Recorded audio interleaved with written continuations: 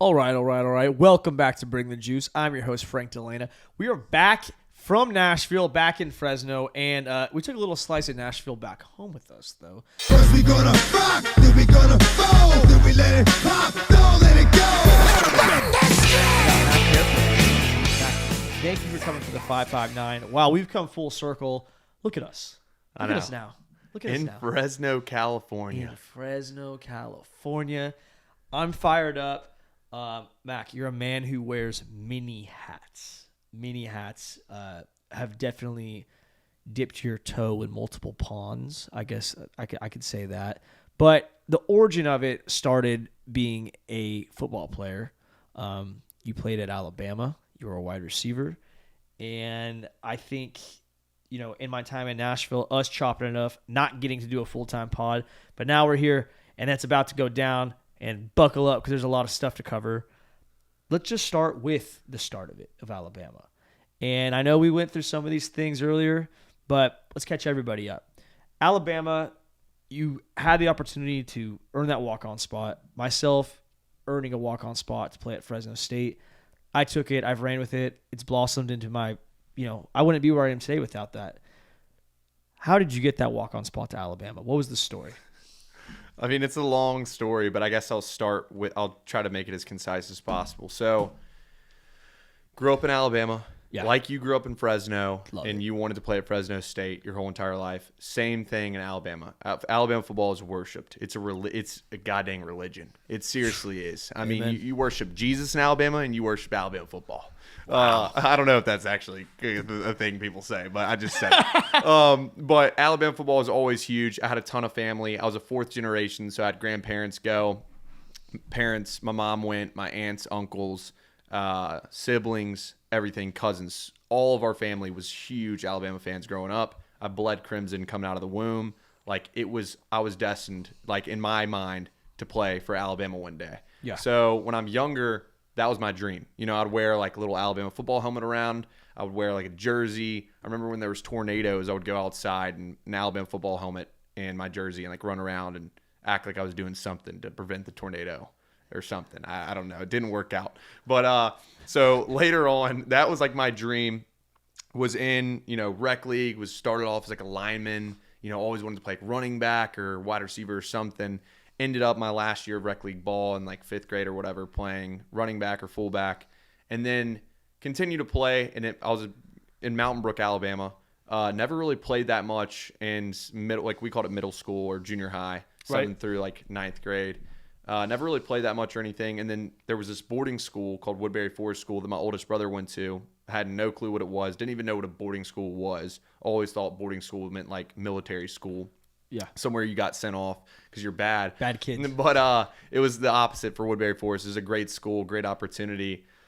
The oldest brother we all played competitive tennis, but he got recruited and played tennis there. And then it came time where I had an opportunity to go to Woodbury. And so I was like, you know what? Do I really want to leave Mountain Brook? I loved the school I was at currently. Absolutely loved it. Loved being around my family. Was a huge mama's boy. But there was something in me. I just prayed, thought about it, wrote a lot of things down. The decision deadline came up. I didn't have an answer. There was a late decision deadline. And on the day of the late decision deadline, I remember going downstairs, waking up, walking downstairs. The first thing I said was, I'm going to be a Tiger, because their mascot was the Tigers. Sure. And I was like, what have I done? Yeah. Flash forward, I'm in a bunk bed on the top bunk looking up at the ceiling, again, what the hell have I done? Yeah. Is that the boarding school? Right? At the boarding school. Yeah. I'm like, what is happening? What have I done to myself? All of this stuff. All that to say, when I was at boarding school, we had a great football team. Graduated with around 14 guys who went and played Division I ball, but always wanted to play at Alabama. Always kept that dream in mind. And so I guess it was my junior year where that really started to hit in, or into sophomore year, beginning of junior year, one or the other. But I started throwing. We had a quarterback named Lyndall Stone, who was incredible, from Texas, highly recruited quarterback. Coaches were flying to our school to see him throw. And it would be at the morning. The morning's the only time we could do it. Boarding school was like college. You wake up, you go to breakfast, you work out, you go to class, then you go to practice, study hall, and then you're in bed all throughout the week. Right. All that to say, we threw early in the morning at 5 a.m. in the morning. So I would get up, and I wanted to be that guy. I didn't care if these coaches, it's not like these coaches are coming to see me. They're coming to see Lyndall Stone. But I took every advantage of that opportunity, and Lyndall invited me to come throw every morning. So we built this chemistry. Going into my senior year, was going to be a starting wide receiver for our high school team. Ended up, we had a linebacker who was from the Bahamas who got injured, and I was on the leadership committee, and our coach called me in the summer and was like, hey, we want you to linebacker or whatever. So I ended up playing linebacker at the beginning of my senior year. How about like that? in fall camp, and then transitioned back to wide receiver. All that to say, I skipped a big step. I went to Alabama football camp every year when I was growing up, and I went to Coach Saban's first year of Alabama football camp. Loved Coach Saban. Would go every year. Got the All Saban Team Award, which is like, I think it's just for really hardworking, like the ones who are hard workers. But ended up getting that in my junior year. Junior summer going into senior year, went to the camp, and I was with Lyndall because he was a highly recruited quarterback. He was throwing, and I went as a tight end because I was a wide receiver, but I was a little bit, I'm like 6'2", 215 coming out of high school. So I thought to myself, okay, like I can go in the tight ends. I'm not going to have to block. We're not putting on full pads in this camp. Right. So I'll go at tight end so I can work their linebackers a little bit better, and make sure I get open and make some catches. And so that's what happened. Lyndall would ask me to come to the front of the line because he had that like privilege of being that guy. He'd be like, Mac, come to the front of the line or whatever. So I'd come up there, caught some balls. And I remember I had one really good, like one-handed catch. And Bobby Williams, who was the special teams coordinator at the time, came up to me and was like, hey, like he recognized me from camps and everything like that. And started talking to me. He's like, what's your information? Blah, blah, blah. That was a great catch. You've been doing well. And then they had another guy named Josh Wright. They're brothers, Jody and Josh. I'm blanking on which one is which, but one of them was at Alabama at the time. Jody. And he did the same thing, asked me for my information, was like, we need to get you to some games this year, all this kind of stuff. So I was like, I was on top of the world. I was like, dang, this is sick. Like, hell yeah. Kind of getting recruited from the best school in the country that I've always wanted to play for. And then that season, I would send in my film to him every single game. So I'd be back on the bus. I would finish the game, and maybe it was one play. Maybe it was two plays that I thought were good. We had our film turnaround was so quick, and that was awesome about our high school. And so I would literally get that film while I was on the back, like on the bus, on the way back, driving back from an away game, and send it to Jody Wright. During that season, or after that season, I get a call, and I'd been talking to some other schools, D1 FCS, D3, D2, but I get a call, and it's him, and he's like, hey, Mac, like, we want to offer you an opportunity to be a preferred walk-on at Alabama. And that's after I'd had some visits as a recruit, unofficial visits, which were awesome, and they treated me really well. Got to meet Coach Saban and all this stuff. And they had this idea. There was a guy named Michael Nicewander who was there at the time, who was a walk-on who ended up getting a scholarship, played like an H-back position, and like, we want to mold you into this guy. Like, this is kind of where we see you being at Alabama. And so they offered me that spot, and I was like, yeah, like, hell yeah. On the phone, I was like, I'm in, you know? Like, there was no doubt about it. And then after that, I had tweeted it or something before even, like, really telling my parents. I think I told my parents. Like, I was like, yeah, Mom, Dad, I got to, like, going to Alabama. I'm going to play football at Alabama. But I tweeted it, and I remember, like, articles coming out about it because I was a fourth-generation, guy from this boarding school. Our wide receiver core was really good at this boarding school. We had this great quarterback. So it was a pretty cool story. And so it was going around everywhere. And my mom and dad are calling me like, hey, like, are you sure? Are you sure you got on? Like, are you sure you're on the team? Right. Like, they were thinking, they couldn't believe it. They like kept on asking me, like, are you sure this is like, did you hear the coach right? Do we need to call the coach to make sure and confirm this? I'm like, yes, Mom and Dad, I made it. I'm on the team. I'm going to be preferred walk on. Right. Flash forward. And then that summer I came in early with all the scholarship guys. And that was the start of my Alabama football career. Wow. So is there a point, because I completely feel what you lived in that sense. You want to go somewhere. I the same way. When they gave me the preferred walk on, you should think about it. I said, tell me when to report. I'm in. Done deal, right? Would you, looking back on it, obviously I know the answer, but would you have taken a full scholarship another place to get that full scholarship level of tier of, hey, you're going to come in, you're going to play, you're going to start right away, you're going to be a dude. In today's world, would NIL money have made a difference? Things like that versus you were just set. I'd rather take a preferred walk-on at Alabama rather than a full ride scholarship to SMU or Appalachian State or something like that, or like Oregon or Washington. Yeah. What was your threshold, Mac? It's a great question because you're like, it's a really good question. I think like you said, you already kind of know the answer. I think that looking back at it, we didn't have NIL. We didn't have these other things. I always wanted to be a scholarship guy. Everyone, you know how it is. You want to be a scholarship guy. It's not even about, sometimes to some people, obviously they need the money, but to other people, it's a lot about the principle. Yeah. But looking back at it now, I wouldn't have done anything differently. Like, I don't think if there was any team, I was always just set on going at the University of Alabama. Like that was, I can vividly think back to times I was like sitting in the locker room after practice, sophomore, freshman year, and thinking like, I'm going to play at the University of Alabama one day. Yeah. And so I may have said or entertained other schools or would go back and entertain other schools, but at the end of the day, I was going to the University of Alabama. Mac, before we get any further in this story, a quick word from our sponsor at FFB Bank. Whether your business needs a loan or your dream needs a savings plan, FFB offers the guidance and flexibility you need to flourish. Checking and savings, SBA loans, long-term investment options, everything you'll ever need from your banking partner, you'll find at FFB. What makes them different is their passion for knowing you beyond your financial statements, listening to your needs, and fostering mutual growth by linking their success to yours. FFB is the only place we'll go. Also, we'll get into it later. Spoiler alert, the Bring the Juice second annual golf tournament just about to drop. Our title sponsor, FFB. It's a gritty tournament. They're a gritty company. Couldn't be more excited. Mac, you're a gritty. Let's get back to that real quick, though. Also, how about that ad read? God, it feels good sometimes when it comes off the lips. It was solid. So, going into the...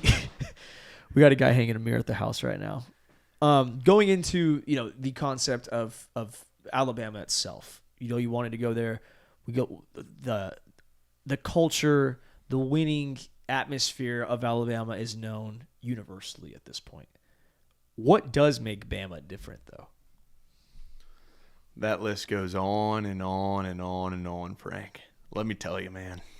That's a big juicy question here on Bring the Juice. Okay, let's get some context here. So let's say I was I'm a Swedish man on vacation we're in Cabo, and you're partying, and you got a bunch of your teammates with you.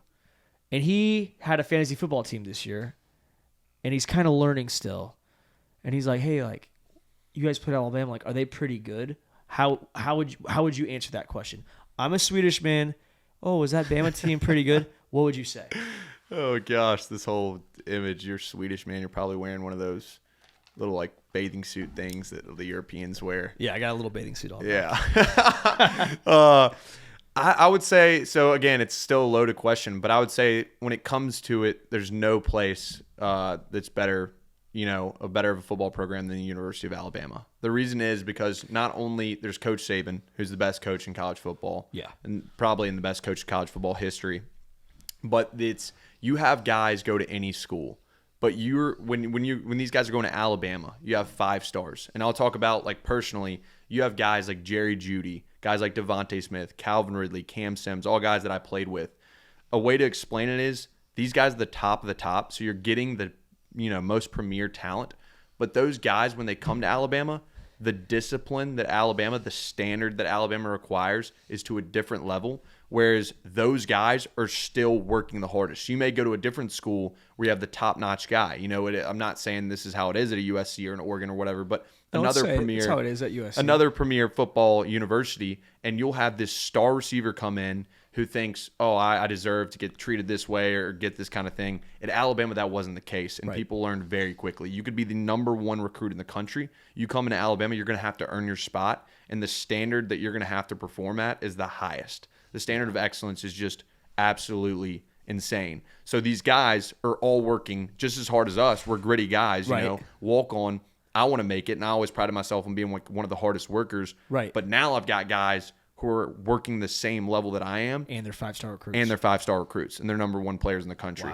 Wow. So I'd say that, and just the way that Coach Saban has the ability, with this top-tier talent. Yeah. He's a business manager. He's a business owner. He's up here, and he puts his certain philosophies, principles to the whole team, but really has a really good relationship with his coaches underneath him, the offensive, defensive coordinator.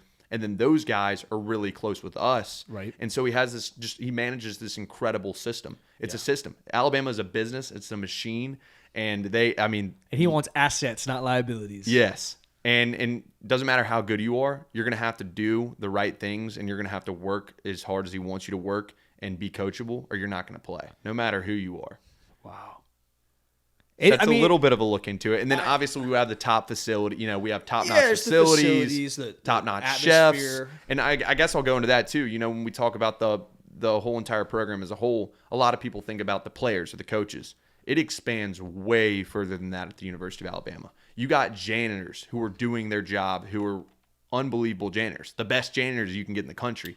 You got the best nutritionists. The nutrition staff care about every single player, any way they can make that player better. They're going to help make that player better. You got the weight room group is unbelievable. The weight staff, you know, we had Scott Cochran at the time, unbelievable. And then you have like the training room when it comes to injuries. We have the best equipment and we have the best people in every single spot. And all of them are invested in this process that Coach Saban preaches about. Yeah. Gosh. Well, I think from a guy who didn't play at Alabama, but played college football in a winning program that doesn't have the I would call it the resources necessarily, not making excuses, but one of the most, I think, evident things that Bama's done that other schools haven't. Because, you know, Georgia, LSU, Florida, everyone's got shiny locker rooms. They got the nice new, you know, cold tubs and recovery things. I'm sure they have good chefs there as well. Yeah. But the consistency is what really separates Bama in my eyes. LSU 2019, the year with Joe Burrow and all those guys, people talk about, oh, it's one of the best, you know, teams ever. That was 1 year of really great football. Bama, if it's a 2-loss season, it's an absolute meltdown. You know, you have a target on your back.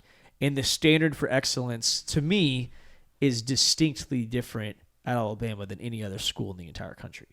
And that's, again, from a guy who didn't play. I played against Alabama, and I freaking felt that, right? When we played the locker room, the away team locker room is called the fail room, right? And I guess they said some story on it. They had some plaque on the wall. And my mom and dad, they took a tour with a bunch of parents before the day of the game at the stadium. And the guy explained, he goes, there was a donor who wanted his name on something, and they didn't want it to be on anything because it's about the winning championship culture. Well, the perfect thing for that is the away team locker room, right? You want them to lose. And that's just a little snippet there for you guys. But I would say the consistent winning culture is what really makes me as an athlete and as a competitor be like, oh shit. Same thing with like the New England Patriots. You know, obviously not right now, but for so long they were the winning culture. And you talk to guys in the NFL who have been around the Patriots, played for the Patriots, have buddies who played for the Patriots. There's certain people that didn't want to play for the Patriots because the standard was too high. And there is some NFL guys out there who they've said it on Bring the Juice where you really just got to – the commitment in the NFL is different than college, but also nobody's babysitting you, holding your hand necessarily. There's more independent accountability versus college. It's all about you're with the team no matter what. Yep.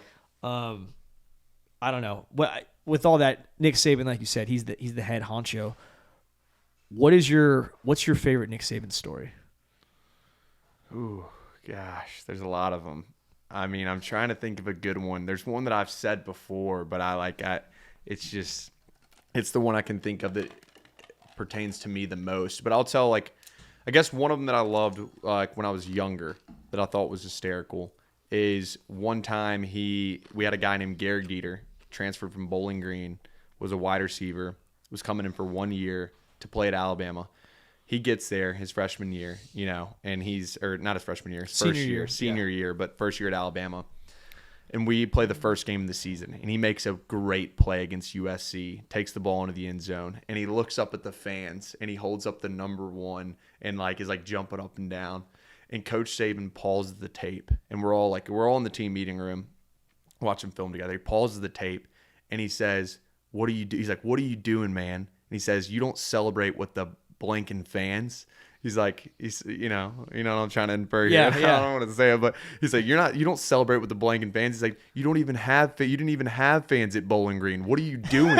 He's like, you celebrate with your teammates. And after that was like one of the funniest, like everyone's dying in the locker room, and it's early, so I didn't get to see a side of this humor yet. Yeah. And so we see Coach Saban just drop this on Garrett Dieter and absolutely shit on him in front of the whole team, and we're like, oh my God, and everyone was dying. Yeah. That was just a funny one to see his funny side, but pertaining to me, one that I've told, gosh, I wish I could just say all the words, but I don't like to, say them all on the air. But he said a lot of words. So we're at practice one year, and we're playing against Clemson in the national championship. And scout team, it was my job. I treated every single day of scout team like it was my actual game. Right. Like whole routine for every single scout team, for every single practice. I had a certain routine, and I'd be blaring music in my headphones, had like a hype playlist for practice. This is Alabama. This is how we do it around here. You know what I'm saying? I like it. But would do that, would get out on the field. So it's Clemson. I'm Hunter Renfro in the scout team jersey,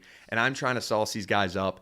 And the fun thing was for me is like every single day you're getting to compete against the best. You don't get that opportunity anywhere else. Right. If you're getting to train. Like if your job, my goal is to be the best wide receiver I can be, I always tell people, why wouldn't you go to Alabama? Yeah. No matter if you're going to play or not, if the goal is to be the best receiver you can be, Alabama's the place to do it, because you're going up against these guys who are the best in the country at what they do, defensive backs, and you're under these great coaches. Iron sharpens iron, of course. And all that to say, we're out there, and I took every single practice seriously, and I'm trying to find ways to juke these guys out, make moves. And Hunter Renfro had a lot of routes that were really fun to run, because it's all shiftiness. It's not that he's the fastest guy on the field, and that's what I love. So I'm doing it. I'm out here. I'm like doing these little like right, left, in out. I called it the Herf Dog Shuffle at one point. No one else called it that, but try to push it and push that narrative.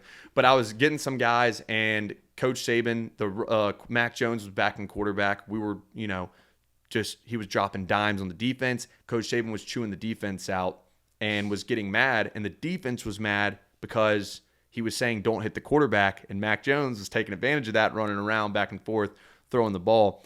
All that to say, I was starting to get held, and I love, Kyrie McDonald, Savion Smith, whoever it may be at the time. Those are two buddies of mine that I would get into it with sometimes.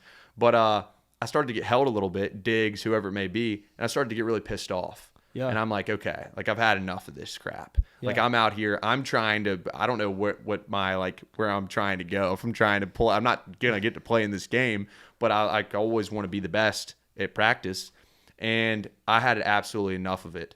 And I was fed up. And I get back, I walk back, I grab my helmet, take off my helmet. And I had, it took me a while to get, I used to when I was younger, get really heated quick. But I was just fed up. It's like, these guys are holding me. I can't get open. And again, I thought of it like a game. I take off my helmet, and I toss my helmet.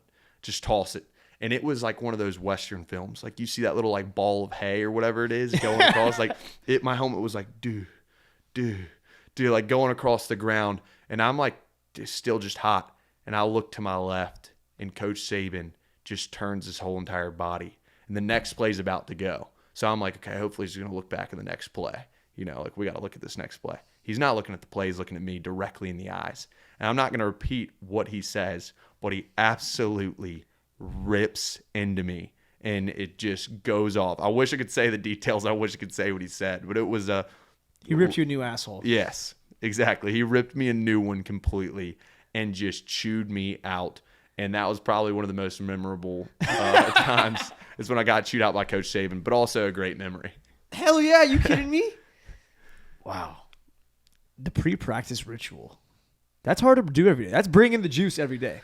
Every single day. It's tough. I think it's tough too because, having that mindset where I want to get the guys around me better.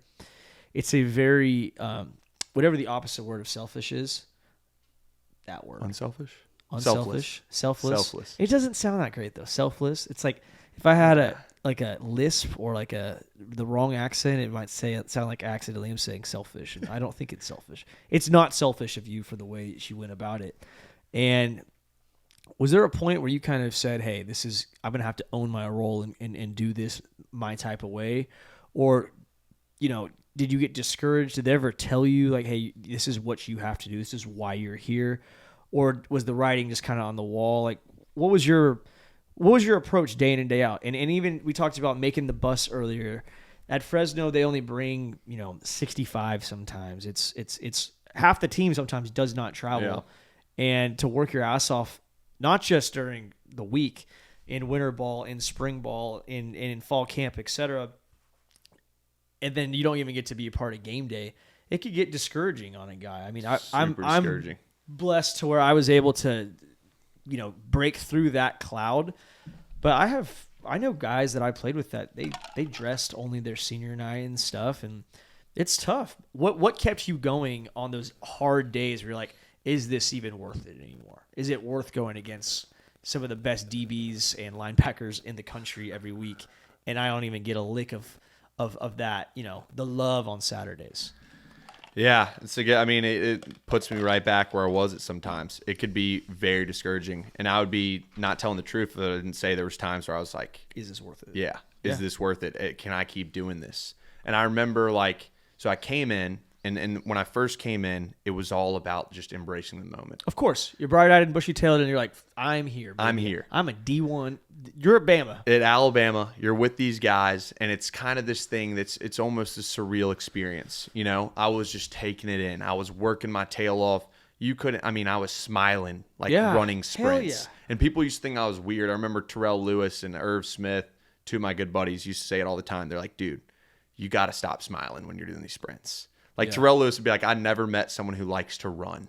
I would love 110s, that freshman year.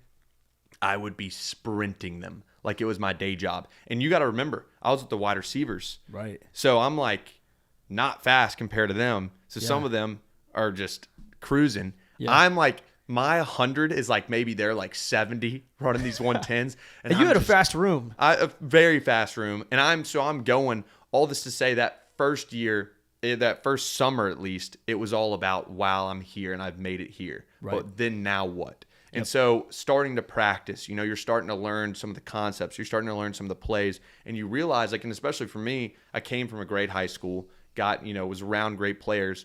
So I started to realize, okay, I'm not that, I'm here. I'm here now. I can't stop. I can't be this kid who's holy cow, this Alabama. And I remember vividly having a guy, his name is Buddy Pell, was a walk-on from the same area I am from in Birmingham. Ended up getting to play his Charlie Pell, I think is his great-grandfather, was head coach at Florida maybe. Sorry, buddy, if you're out there. I should know this information. But and then Buddy had his grandfather played at Alabama, I believe, as well.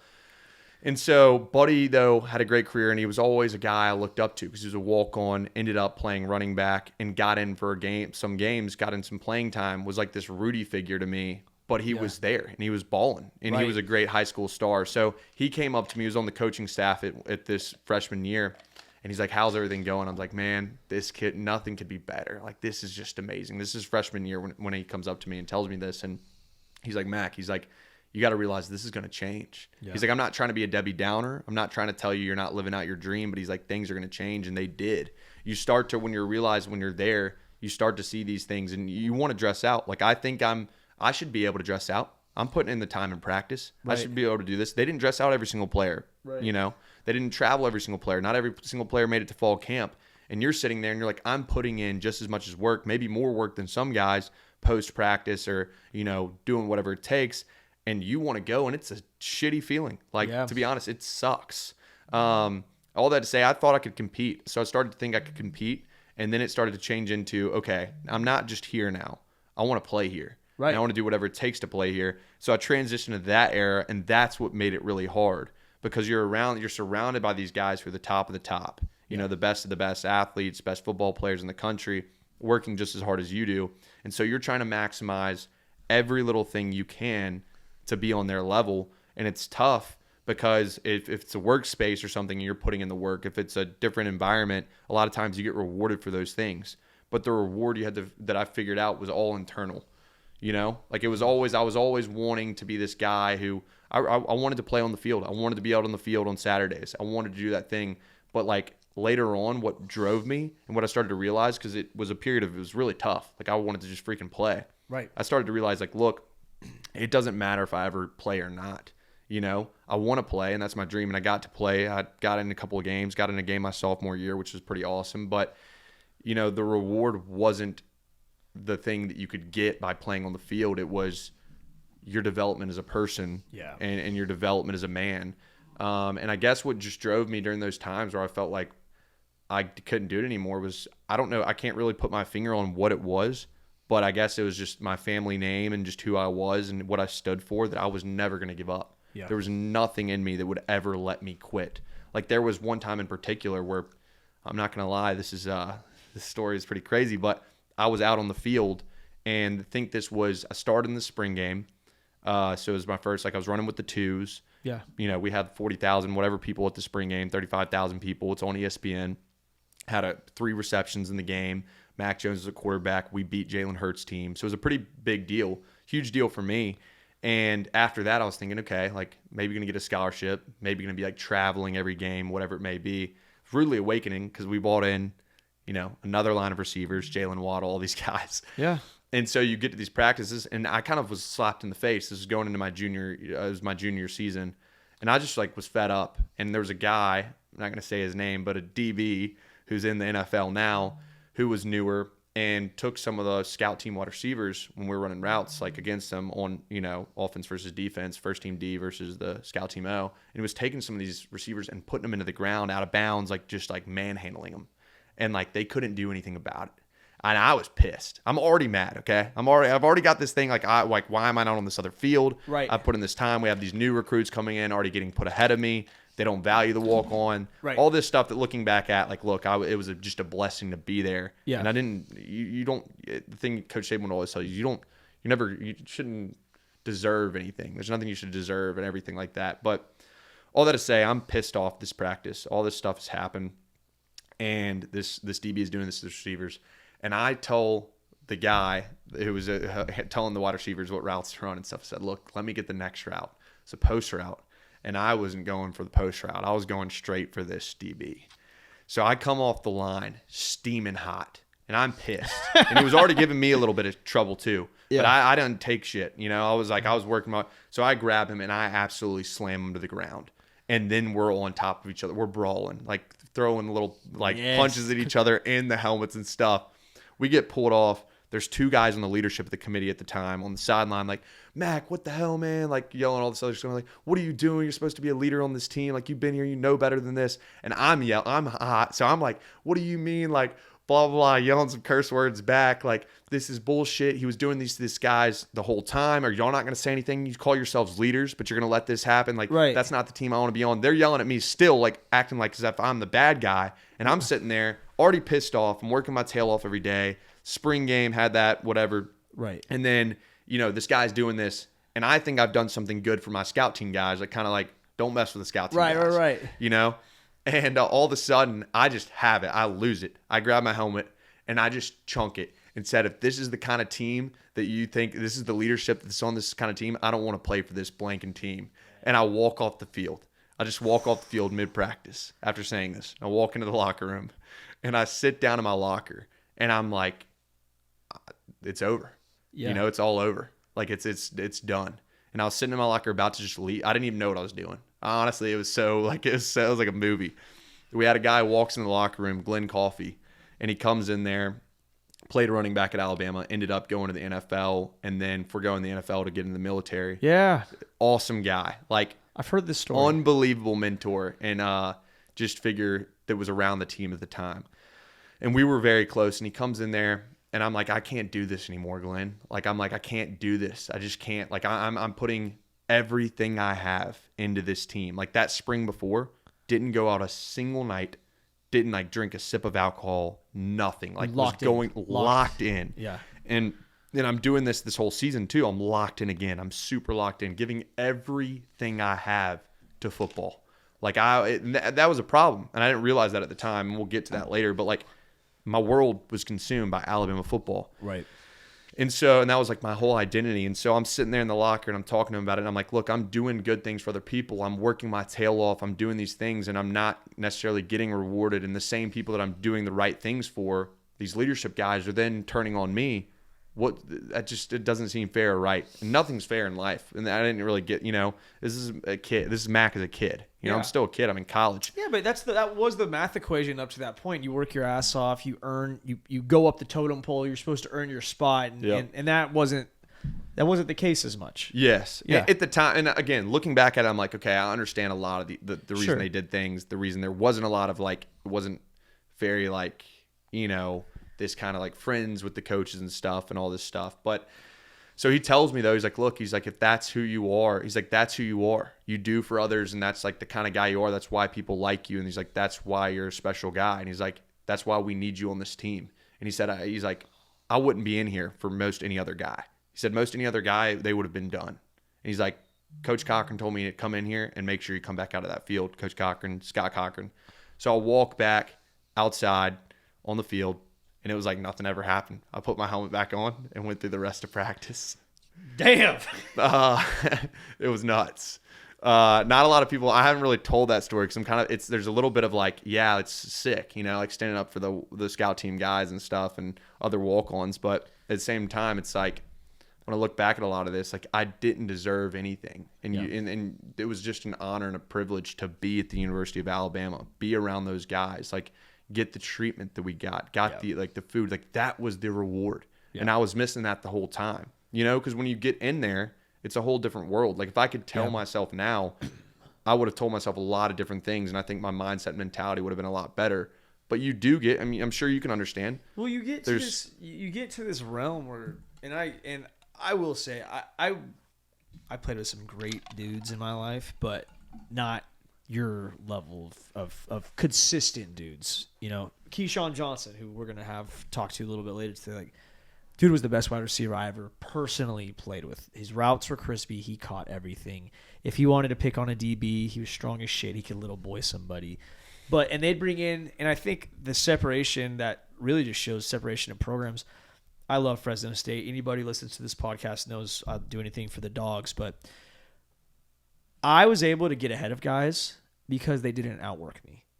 That's the difference between Fresno State and Alabama, obviously besides the giant recruits and Nick Saban and all these things. But they would bring guys in, and even though maybe I'm shorter than them or didn't have as many receiving yards in high school, although my huddle tape went crazy, so I don't know. But I didn't have a lot of intangibles. I'm sorry, I had all the intangibles. I didn't have a lot of measurements and tangibles. And not being some giant 5-star recruit out of high school, it was like, okay, this guy, we're going to give him a shot. Oh, he could play. He could hold his own. He doesn't weigh that much, but he'll go block an outside backer, and maybe he'll get ran over 1 out of 4 times. Guess what? His dude didn't make the tackle, though. So who gives a shit, right? And, just like you, Mac, you're willing to throw your shit in there. All right, sure, I'll do it. There's some dirty work that guys don't want to do. And, at Fresno State, there's a great history of walk-ons who walk on, guys like me who didn't have all these highly recruited careers in high school, but they were good enough to play at Fresno State, and they go on and have these great careers because they just outwork everybody. And at our level of play, it does work, but you do hit a point in your career, and I remember a day like that as well where I'm like, same thing. Had a great spring, had a great winter ball. We have all these competitions. I was beating everybody, beating all the scholarship dudes. Even going back, the year before was my freshman year. I played special teams. I traveled every game. I got in, I played. I had a game, our last game, where I had 27 snaps or something. It was great. And had a great winter ball, won all these competitions, had a great spring, had a couple catches in the spring game, which we do not have 40,000. We have 400 people come to this spring game. We got to up those numbers. And same thing. You're there, you earn it. You earn the respect of your teammates and your coaches. And I don't know, I know we don't talk to the coaches all year, but you're with the strength conditioning coach all year. Yeah. And I earned their respect and their team and their, they kind of have pull, I think, and be like, hey, you guys got to check this guy out. I don't know how he's going to perform on the field, but this dude's been working his ass off. And I got that. And I remember they brought in, not going to name any names, but they brought in a recruit. And same thing. It's just like they put him ahead of you on the depth chart right off the bat, just because he was a 3-star who had an offer, to Oregon State at the time, but instead he came to Fresno State. And there was a day where I just said, like, that's fucking bullshit. Yeah. That's complete bullshit. I've done this. I've proved myself. This guy's a shiny new toy. I understand that. But at least let him beat me. At least let him have a higher catching percentage with me over me in fall camp.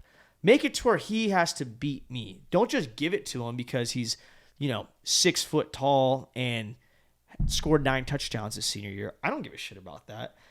And I think you could attest to this as well, where at the end of the day, if you want to have a competition, who's gonna tap first? I'm not gonna tap. I don't tap out. I am known for not tapping out. And at Fresno State, it's very unique for me to be able to talk to you about this, because at Fresno State, I would be able to climb up the totem pole, chip away, and have success. And I hope this speaks magnitude to the people listening, saying how different Bama really is, because all I'm hearing is, Frank, those guys also wouldn't tap. No. And that's where you're like, holy shit, that's a different level. That's a different level. And I mean, Mac, me and you have talked enough. Like, I respect the shit out of you of what you've done and everything, but it's not easy, man. And you mentioned that day where you're pissed. I've had those days. You're just emotional. Yeah. It's really all it is. And it's not wrong. The thing is, like, looking back, you're not wrong. You're not wrong. It's hard because it's like, looking back at it now, I think the problem was that I took a lot of things personal. You take things personal and it can elevate your game. It can elevate your work ethic. It can elevate a lot of things, relationships. But at the same time, I think what happened in Alabama a lot for me when I ever did have that attitude, like if I could look back and tell my younger self now, if I was at the University of Alabama and I was coming into the program, I'd say, look, it is a blessing and a privilege that you're at the University of Alabama. You do not do not expect anything. Right. Don't be expected to be rewarded in some kind of playing time, whatever it is. Yeah. If you can't tell a coach that who am I going to tell the coach I should play over? Calvin Ridley? Yeah. Or Darius Stewart, Cam Sims, Jerry Jeudy, Jalen Waddle, Devontae Smith, Henry Ruggs? No. Yeah. I'm just not going to play over those guys. And the thing is, too, though, it's like you're saying, that's the big thing is like you have those guys with that talent. And in a lot of situations and places, you can chip away. Hard work is going to win. And I'm not saying that hard work doesn't win in the end, because I think what you get inside and what you learn internally, absolutely, it does win in the long term. But when it's talking about, you're going to get a shot to play, that's not how it works. No. At Alabama, the best player is going to play. Yeah. And I think I just took things everywhere. Yeah. Some places I think there's some. There's some truth to that. There's a little bit of politics everywhere. Oh, there's politics everywhere. So I think sometimes, but I think for the majority of it, it's a business. They're going to put the best guys out there. When those recruits come in, I wish I could have told myself, like, look, it's not personal that they're putting this recruit with the 3s or ahead of you or whatever. Commit, because they're doing that because that's an investment. Yeah. They put money into that guy. So if I invested into something, a walk-on, it's awesome to be a walk-on and preferred walk-on, but you're not as big of an investment. Yeah. That's like low risk. Maybe there's a reward. Maybe you get a walk-on like a Levi Wallace who played with me, who breaks in and ends up getting a chance when he's against all odds. And it happened because there's injury. So sorry, I'm on a tangent, but like Levi Wallace is a great example of where it can work out. You never know when your time is going to come. He didn't think he deserved anything. He didn't think he needed anything. He kept on chipping away, was a walk-on, lost his dad in college, ends up, Trayvon Diggs goes down. Levi Wallace comes in this game against Florida State, one of our openers, and ends up getting like an interception in the home opener. And everybody's like, holy cow. They didn't want to play Levi Wallace over Diggs. Levi was better than Trayvon Diggs when Trayvon first came in at DB. Now, they're both highly talented players. But at the time, Levi was better. Right. But they almost were doing everything possible because they wanted to make sure one of their investments was going to make it, and be that guy.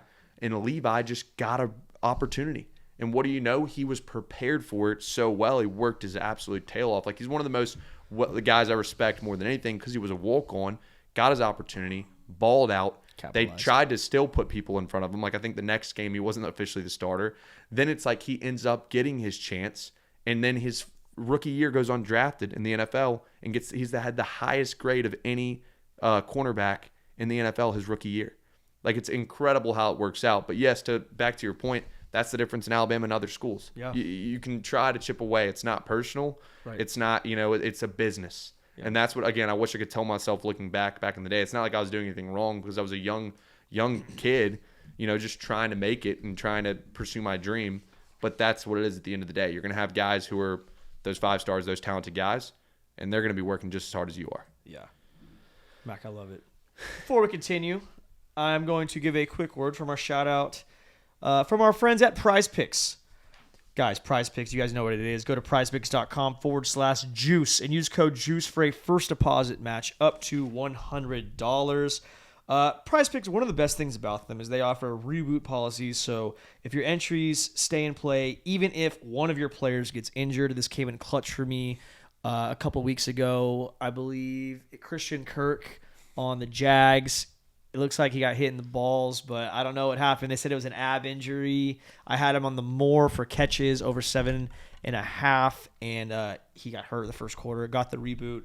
All my other plays hit, and I won money. So if you have a player who exits the game in the first half and does not return in the second, that player is rebooted. Prize Picks, they're the best, and they're the only ones that do this for all daily fantasy sports with the injury insurance policy.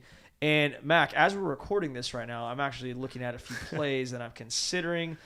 Guys, make sure you go to prizepicks.com/juice. Use code JUICE. The board tonight looks electric. I know you're a Tennessee guy. You said Will Levis is the truth, right? He's the truth. He's the truth. I think there is a passing yards 210.5 more or less. I think I'm going to hit the more on that. Are there any alternates?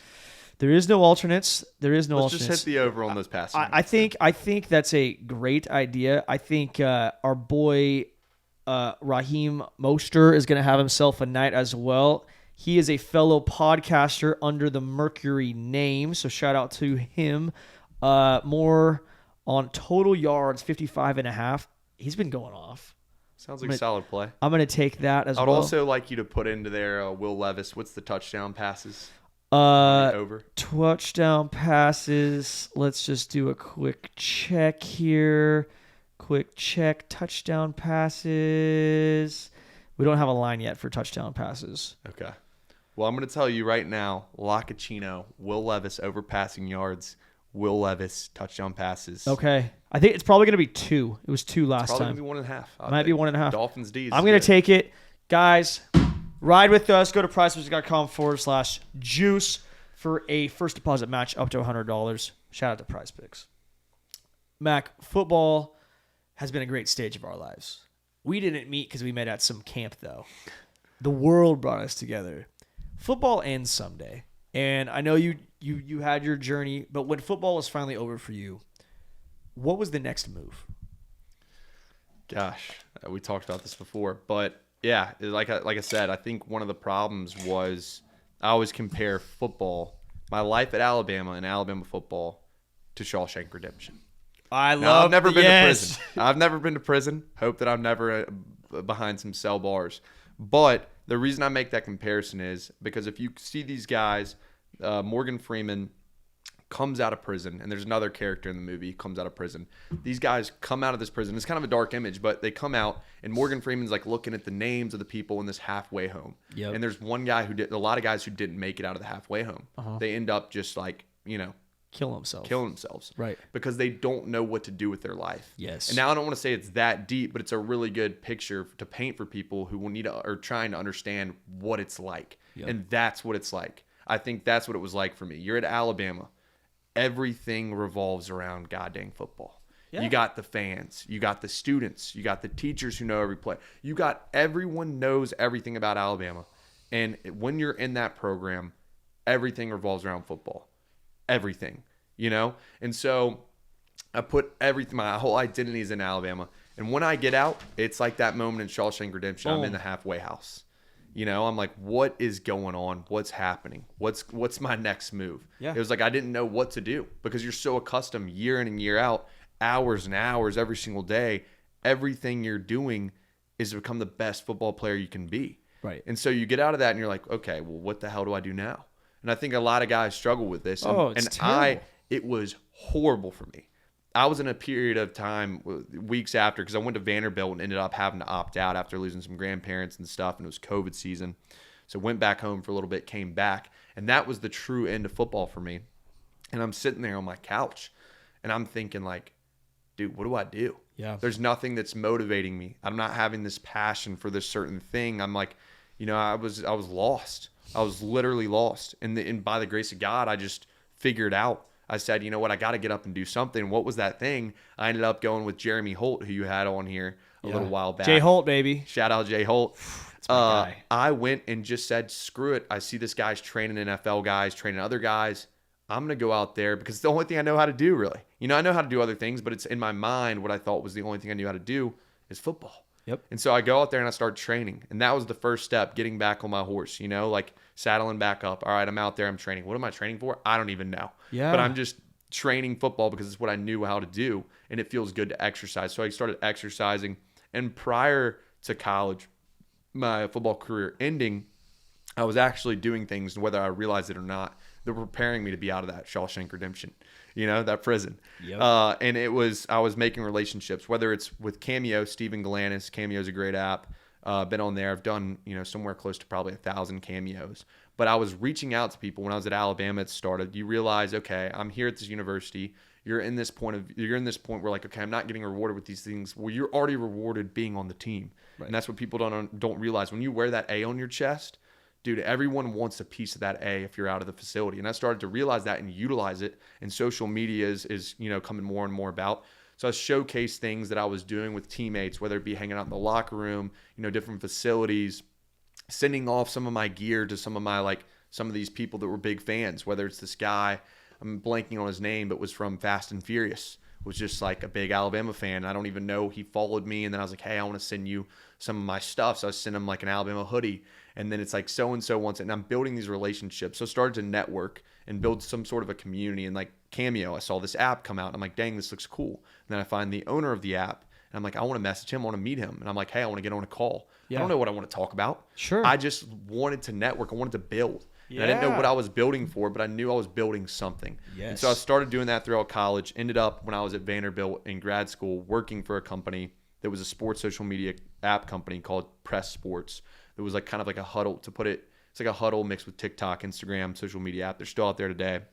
Started working with them, had a cool deal with them, which is my first kind of consulting is what I called it, where I wasn't necessarily doing. I did end up helping out, like run accounts and stuff, because I got a little bit of a social media knack just from being in the game. But really it was connecting them with people, doing this thing, and I put it under the thing of consulting. It's the only word I could think of that could really like hold on to there. So all that to say, I had that period of time where I was lost, but I had done these things prior that I was already doing, building what I didn't know what I was building for, but I was just building my life out, investing in myself. And so getting back on the field, doing those things. Jay Holt, how can I help you? Oh, like, okay, like you want some social media help? Like, let me help you out with this. I know how to do this. Yeah. So I started doing some trades here and there of like things that I wanted to do, like workout and training. Jay Holt, we were doing like kind of a trade system where I was helping them on some social media stuff, helping them jumpstart a TikTok, whatever it was, teaching them some ways. And then we're building a relationship. And then I meet the next person, and then so-and-so. And I start to really fall in love with, I love meeting people. And I hate the word networking is what I use because that's what everyone uses, like networking. I don't like to use the term because it feels less genuine to me. Right. But I just love meeting people. And so I started to meet more and more people. And there was ways that I could help. There's skills that I developed, whether it's in social media, marketing, that I started to get this knack. Like I was doing things in my off time at Alabama, even when it was 24/7 football. But okay, I had a concussion. What do I do during that time? It's boring. It sucks. Yeah. You're down. You can't go to practice. You can't do this. What am I doing all day when I'm sitting in bed? Oh, like I want to learn how to make highlight tapes. So I'm making highlight tapes on my phone, and I'm putting music from rappers that I've met. Lil Keed, one of them. I'm putting his song behind a video that I did for Devontae Smith. Devontae Smith likes the video. And then, oh, hey, I'm going to put Lil Keed's music behind it. And I worked with Barstool, Alabama a little bit. And Barstool, so I sent it to them, and I'm like, hey, can we post this? they posted up, credit Lil Keed with the music. This is before TikTok's even out. Right. So I was on that wave. I had this knowledge of like, okay, the song's going to get listens. Lil Keed appreciated it. Devontae Smith appreciated it. The account appreciated it because it's good content. So I self-taught myself these skills and took that on to the outside world where these people that I'd met, that worked with this app company, start working with another app company. And then so-and-so hears about me and they call me and they want to do something. And so it just started to happen where it kind of was a waterfall effect into where, one, I've got the social media stuff on one end, and I love talking about Alabama football. Right. You know, I don't have any more right to talk about Alabama football than anyone else does, Sure. but I played there. No, you got a different perspective, though. I have a different perspective. It's the same thing. I feel the same type of way. It's like I was man. Man. There's been some, I'll tell you about it off air, but there was a guy, a former Alabama football player, who kind of called me out at one point, was like, why is this guy even talk football? He didn't hardly play any meaningful snaps. And it got under my skin. It really did for a little bit. And I was kind of triggered because I'm like, meaningful snaps, bud. If you know Alabama football, every single snap in practice was meaningful to me. Right. But all that to say, you know, I just like talking about my experience. It's what I want to do my whole entire life. If you built up your whole entire life to do something, and it's what you dreamed of doing, and you get there, dude, you're gonna want to talk about it. If you put years and years of work, all that to say, I talked about Alabama football, had this social media side kind of going, and then I started to just talk to companies and just meet new people, and figure out ways that I could help people. Didn't know if it was gonna be, you know, if there's any money involved in it or what, but like, I'd made money off certain things, whether it be, you know, working for that sports social media app company prior to graduating college. I trained a kid for a little bit. Like, I was finding ways to make money. Right. But at the same time, my main goal was, how can I help people? And, you know, I really like building relationships. And my main focus has never been finances or money. It's all been building. It's all been investing. Not just investing money, like investing into myself and my relationships. So if I help you out, there may not be any initial gain for me, anything in it. Doesn't really matter. I'm helping you out, and then by helping you out, I'm probably helping someone else out, and then it just builds this relationship. And I know one day it's gonna, you know, pan out to be something really special. Yeah. And it's already done huge things for me. But so that's all over the place. But that's a little bit after college. Well, what you said just now speaks volumes as well, because I don't know what I'm doing with this Bring the Juice stuff. It was in my mom's basement, 2 years ago. And now I'm flying places on airplanes to go get people and talk to them about their life and their sports perspectives. Really, it's not even sports. I didn't ask you, hey, how do you like to, run a 40-yard dash? Nobody cares about that necessarily. You have great form now, on the 40. But it's getting to talk to athletes who have gone through these crazy life experiences about the human being side and their reflection and how it's shifted or morphed or basically sculpted them, I guess is the best word, into who they are today. Like you said, you didn't know at the time that how much playing football at Alabama affected your life, not from a statistical standpoint necessarily, but it made you the man you are today. And I feel the exact same way at Fresno from my experiences. And, talking about the guy who, kind of gave you shit for the amount of snaps you took, like, I've made very sure on my podcast, like, I have never once claimed to be some superstar. I've never once claimed that I was, a Heisman candidate or anything like that. Like, I've also never cared, because at the end of the day, the people that at least in my tier, in my experience of any team that was ever on with me, I know that they had respect for me because I worked my ass off and I did everything I do to be the best I could be, both personally and to help that football team win football games, right? And I did it with a clear conscience, knowing I'm putting everything into it and I'm making the people around me better. And I would consider myself, and I think you're like this as well, a glue guy, where I do bring people together. And you obviously bring people together. There's a value that you can't really pinpoint on somebody. You don't recruit somebody like, oh, he's going to be a good glue guy. Maybe you could see, based off his character and his handshake and how he interacts on official visits or at camps, hey, I think this guy's going to be good. But one of the hardest things about recruiting is recruiting a guy's character. And I've said it on the pod before. I've said it in the past. I think O-lineman's one of the best examples. You get 15 guys in a room that are 6'5", 300 pounds, okay? and they all were the all league of their little bullshit, county. Well, chances are not all of them are the same talent level. They go to a couple camps. Maybe they're a couple stars bigger than the other one. You don't know what the hell one can do. But the biggest difference on them is what's their mentality. Are they a dirt dog? Are they mean? Do they like to get nasty? If their quarterback got stomped on, would they come and push and cause an altercation, making like, hey, you don't touch my fucking quarterback? Or are they just like, yeah, like I'm just going to do my job. Like I'm going to stay, I got a kick step right here. Like that's it. Do they hustle downfield? There's all these things in football that's very difficult to kind of pinpoint. And being a glue guy who puts in the work, and I've mentioned the words assets and liability, you want to be an asset to the team. I want guys on my team that bring everyone up around them. I don't want guys to stop putting work in. Perfect example, a starter stops putting work in, and he's a starter. Well, the guy below him is going to be like, he's still starting over me, and he's not putting work in. You're clearly not going to put me ahead of him no matter what. So why would I put this work in if I'm not even going to be, the starter to beat him out? That sets a bad little precedence for your whole team. Now nobody's getting extra work in all of a sudden. Not to get too deep down that rabbit hole, but I do think that, and also I got buddies who scored. I mean, Keyshawn Johnson, he has the most catches ever in Fresno State history. Nobody gives a shit. Nobody cares. Like at that point in time, it's great, but the further you're out of the game, people value not what you did statistically. They value the type of person you were. Were you a good guy to each other? Were you somebody that invited them over on Thanksgiving when they didn't have a place to go? Were you a guy who tried to bring the team together? Or was for the boys when we had to get in a fight that one place that one time that we don't talk about? Like you people remember that type of shit. And obviously the wins is great too. But we also had a couple losses where we'll sit around having beers and be like, how the hell did we lose that game? Like, what happened?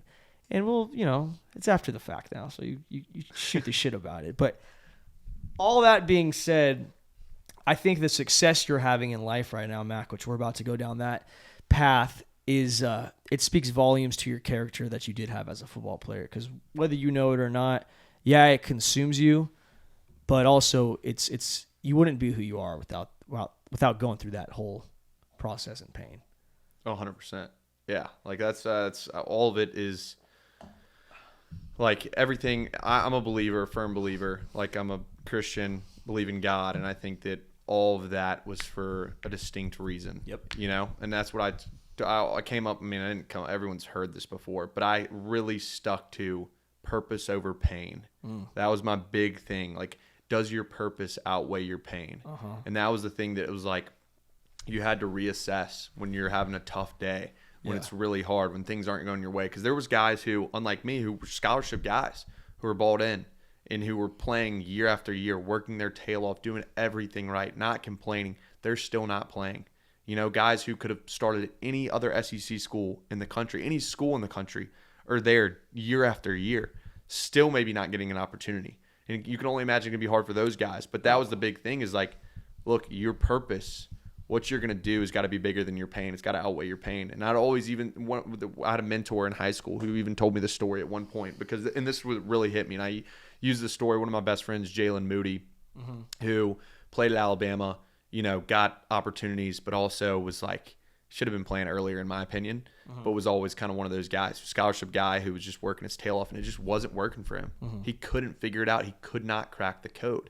And he was doing what he thought everything was right. And what I told him, and it was good for me to hear from this mentor, was like, there's a story in the Bible, and it's about, I think it's Abraham. No, this is bad. I don't even know the stories. Abraham, who had all the sons. So he's trying to have a son. He can't bear a son. And he's like, God, like, why I can't have a son? And he's in this, and I imagine like a tent or something, but it's like a house, whatever it was in the Bible. But God, an angel comes to him, takes him outside and says, look up at the stars. You're going to multiply as many stars as you can count, more than the stars in the sky.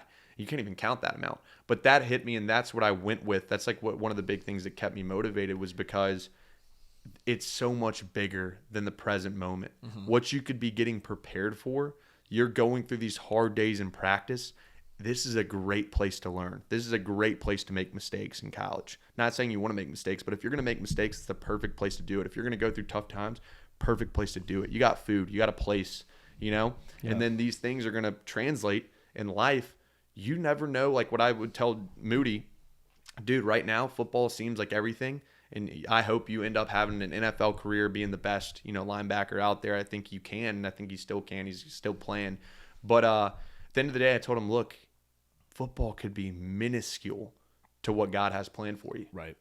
Your purpose could be something that you couldn't even fathom or can't even imagine. Yeah. That was one of those things that drove me a lot, but don't even know why we got onto that tangent. But yeah. No, it's all good shit. You kidding me? Okay, so obviously, if you look at Mac's socials, it's full of adventures, good times, and just extravagant experiences, I would say. Let's just start with golf, okay? Okay. And I've noticed you play a lot of sports, pickleball, golf, tennis, obviously football, a little everything in between, basketball, swim, gymnastics, soccer. Polo. No, Is it has it always, I mean, I understand being an athlete. I'm competitive in anything and everything that I do. But piecing off just things you've done, you've been part of like Old Road Golf. You've got your own pickleball paddle now. You've shot penalty kicks on Giannis. Do they all go hand in hand because of one thing? Or are they just little pieces that you've kind of dabbled in? Like you said, you like to use the word network, which I also don't like to use the word network. But you build relationships that lead to experiences, is an easy way to put it. Yeah. Is there a common denominator, or, did it just kind of compound over time? Thinking about it, I think the common denominator is it starts with really just like, first of all, knowing who you are. Right. Which is everyone's still figuring that out. Yeah. But you get more confidence when you really know who you are. And so I think knowing who you are, doing the things that you love. So I love to play sports. So I'm playing sports. I'm doing these things. I like making videos. I like making content. Not as much. I get a little bit burned out because it's like I do it all on my own. But that stuff's fun to me. You make someone laugh. Like you can make some kid laugh. You can make something that thousands of people are going to see. That's cool to me. Right. So it's like art. And so those things that I like to do, sports, communicating with others. Yep.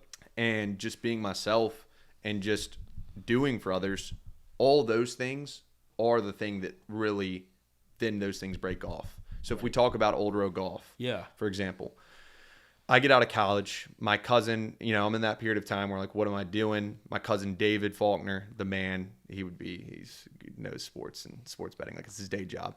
But all that to say, he played college tennis at Belmont, which is in Nashville, Tennessee. His senior year was my first year at Vanderbilt.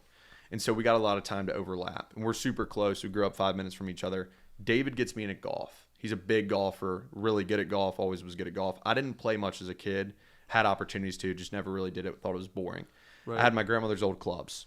So he gets me to come out one day. He's a 5-iron, par 4 on a just horrible public course, and I hit it right on the fringe of the green with a 5-iron, and I'm like, holy shit, I like this sport. Yeah, I like this. This is fun. Get you. So I'm up there, and I'm pretty sure I birdie, and I'm like, okay, if I can birdie, and like Tiger Woods is hitting birdies on some holes, like I might not be that now. I'm just kidding, but like I was like, holy cow, like this is pretty crazy. So I start to love the game of golf, and one of the main reasons was just for the ability to be out there with the boys. Like it was just to be around people. It was an excuse to just like, let's get out there. And my cousin kept on inviting me with his friends, and I'm getting really close to his friend group because we're playing golf. It's fun. Like we're messing around, and I was horrible. You're competing though. Competing.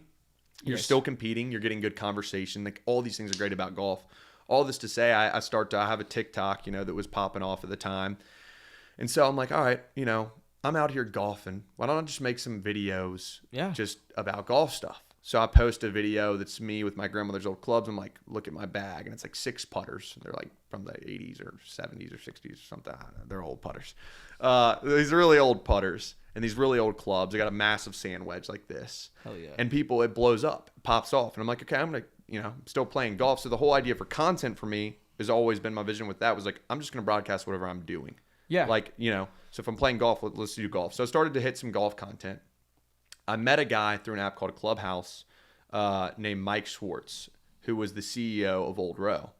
And Old Row used to have a golf account back in the day, but I think it kind of flourished.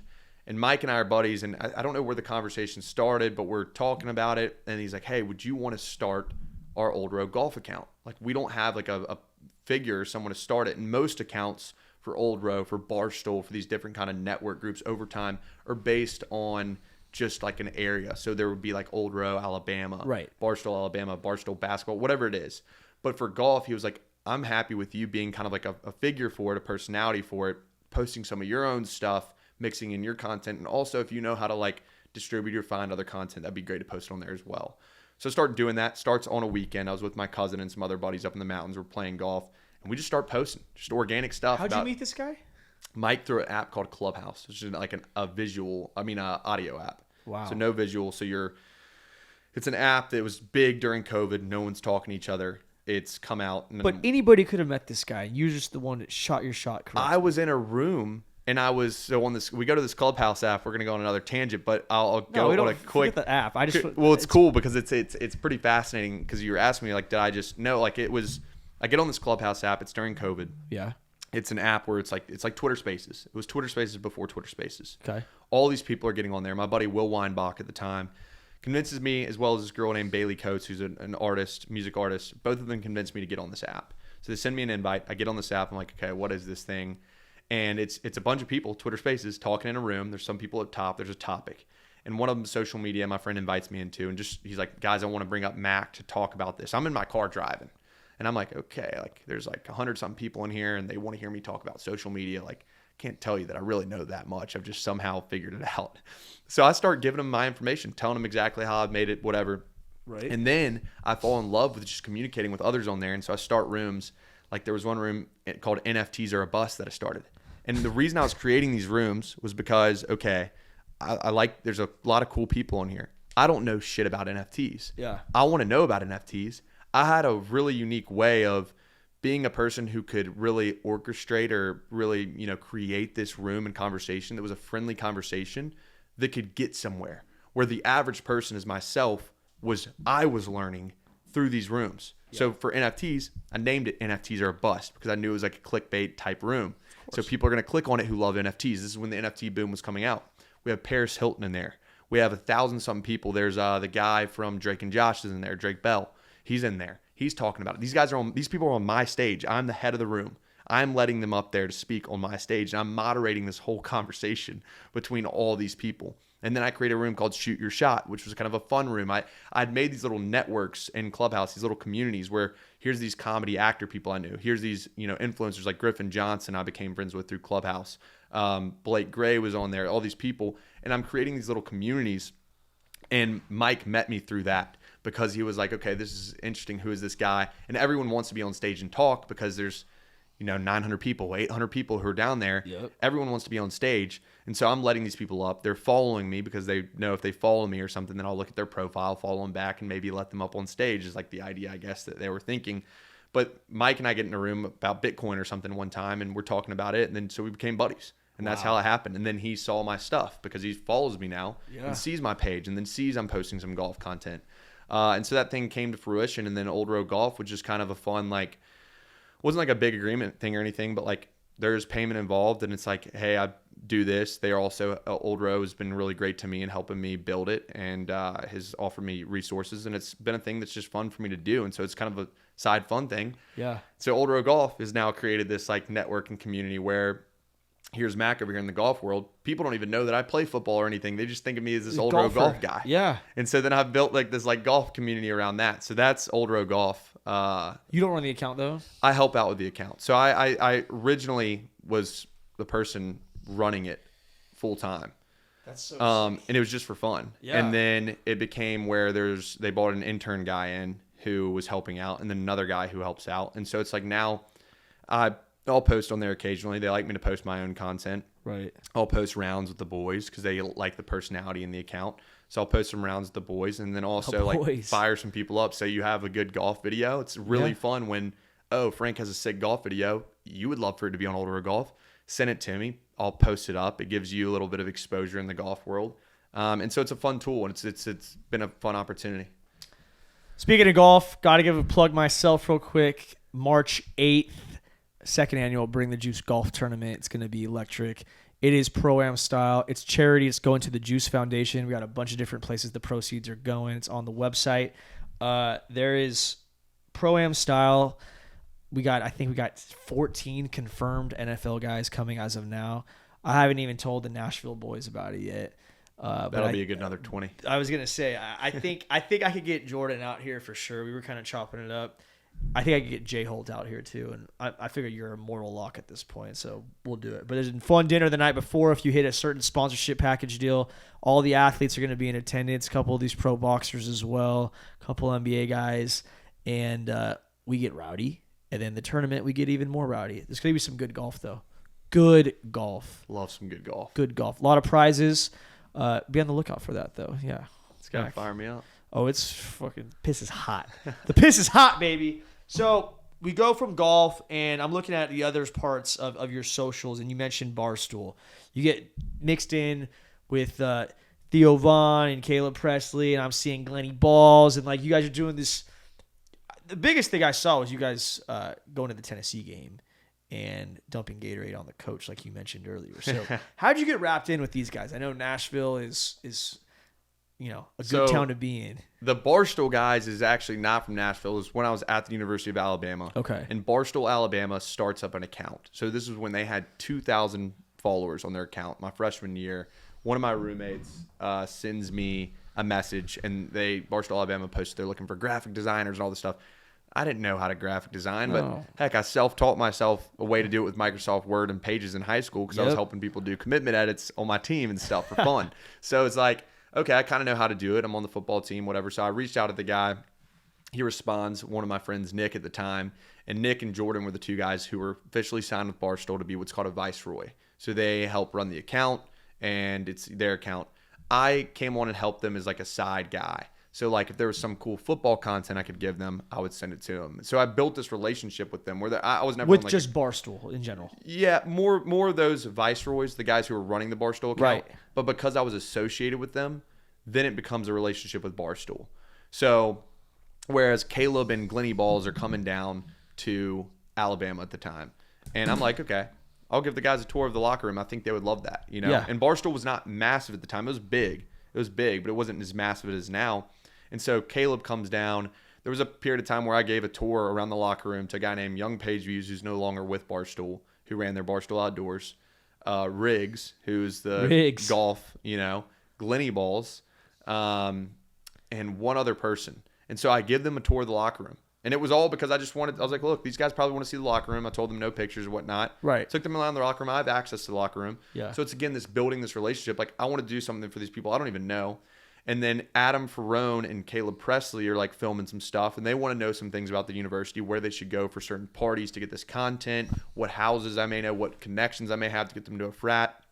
So like I go to dinner with them, and I'm just helping them out. Like, again, It's like a thing. It's like, look, this is cool. These are cool guys. They do something that I like to do, like content, all this kind of stuff. So I'm building this relationship, helping them out, find these things. And then like Caleb's a really good guy. And like, so like we're just hitting it off, and he played football at UNC. Yep. So that happens. Next time Barstool comes down and shoots something. Caleb's coming down to shoot this thing that was covering the Machine at Alabama. It's a hysterical video. If you haven't seen it yet on YouTube, Caleb Presley's The Machine video on Alabama is unbelievable. But so I started helping him with that. He needed some help. So I was like, pointing him in the right direction. He needed a girl last minute who would fill in and help be like an actress in this role that he had. I find a girl for him in less than like 5 minutes that I knew would love for that opportunity. Just like popped up in my head. So I connect them. She becomes the actress for it. Pimping him out. Goes around with him to do this. And Caleb was always extremely nice. Like, it was like it's not that you ask anyone to return a favor, but he was just always extending this hand of like just being a good friend. Sure. And being a good mentor and being in my corner. So I met those guys, and now like those Barstool guys, those are big Barstool guys, and I kind of know them now. I'm kind of friends with them. And moving on, I moved to Nashville, and I know Glenny from Alabama. I met him in Alabama and helped them with something at one point. And so then it comes, Glenny's coming to Nashville, hits me up. Like, I take him to the Titans game with me, and then Theo's in the box of that Titans game. I didn't know Theo Vaughn at the time. This is about 2 years ago. And Glenny runs up to him, is like, hey, Theo, I had no clue who the guy was. But I was like, Theo's what's up, man? Gone 0 to 100 real quick. I think he was a big comedian at the time. I didn't know who he was or whatever. And we all take a picture together and people are like, oh, you're with Theo and Caleb, and Glenny Balls. And I'm like, yeah, like just met this Theo guy, just met Glenny Balls, whatever. Or knew Glenny Balls. He's a friend of mine. And fast forward, Raising Cane's does something for the Super Bowl. Shout out to my buddy Cam Fordham, who is a big part of helping Raising Cane's and their branding and their marketing and other top-notch brands. Cam Fordham's a big baller, but is a good buddy of mine, takes me under his wing, end up getting to go to the Super Bowl, and Theo is back there at the Super Bowl. Well, I met him in the Titans suite earlier, like a year ago or whatever. Right. And so I'm looking for people to like talk to in this group at this like pre-party for the Super Bowl, and there's Nelly in there, there's Murder Beats, there's Jake Paul, Logan Paul, one of the Paul brothers, whatever. There's Michael Thomas. There's all these people in there, and I don't know any of these guys, and I'm very friendly. But like I see Theo over there, and it's easy for me to go up and talk to him because look, in a room where we don't know a lot of people, we've met. Right. So I go up to him and we're connection. talking. And that whole time, he's just a very genuine guy. Like Theo Von is one of the nicest guys I've ever met. And we're talking about pickleball. We're talking about this other kind of stuff. Flash forward, then we end up playing pickleball in Nashville, and the guy's trying to serve it like a tennis serve, and it's with my buddy Cam and some other friends. And so we became friends over time. Just like had a good relationship. There's not like there's anything I need from Theo, not like there's anything he really needs from me. So it's just it's cool because it can be a relationship where in a world where people really want to use people, neither of us needed anything from each other. Yeah. So we became buddies, and then we decided like. We were texting her one time in this last year, yeah. He was like, let's go to this, he thought it was the LSU something game, Tennessee game. I'm like, dude, they're not playing this weekend. And it turns out he thought he had tickets or something. Long story short, we find a way we're going to this Tennessee, Florida game. So we're driving down there, me and Theo in the car. We take my Tahoe. On the way, it was hysterical because we went into a Buc-ee's. And Theo's just a friend of mine, so I didn't think, I don't consume a ton of media. So I don't know that he's like this icon that people love and everything like that. And we get to Buc-ee's and it was like, Rat King, Theo. People are bombarding the guy. I'm like, holy shit.